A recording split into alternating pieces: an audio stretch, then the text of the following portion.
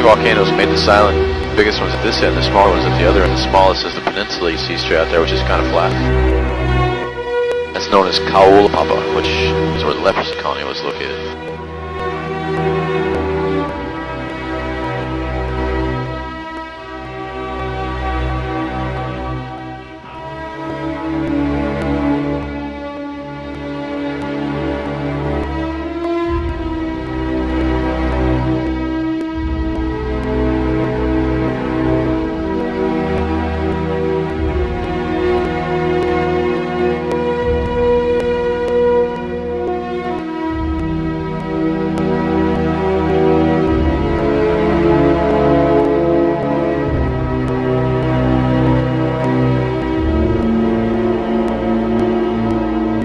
The leprosy colony is still there.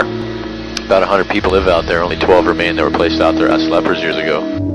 Well into their 90s now. It is a national park. You can get out there on a donkey. Typically a Hawaiian volcano is called a shield volcano, which means when you look at it from above it's kind of oval in shape and the profile is a dome.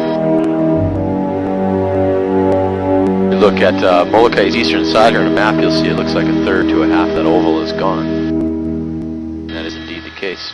Experts say a tsunami wave did it initially that was moving at like 500 knots and it was over 2,000 feet high when it hit.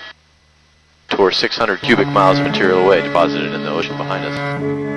Molokai, of course, been eroding away ever since, and it will do so till there's nothing. Like every Hawaiian island. In its heyday, the volcano on this end they think was around 7,500 feet high. High point now is just under 5,000 on the south side. None of the valleys, of course, were here. These have all formed slowly over the millennia wind and water road. This valley is called Wailau, which means many waters.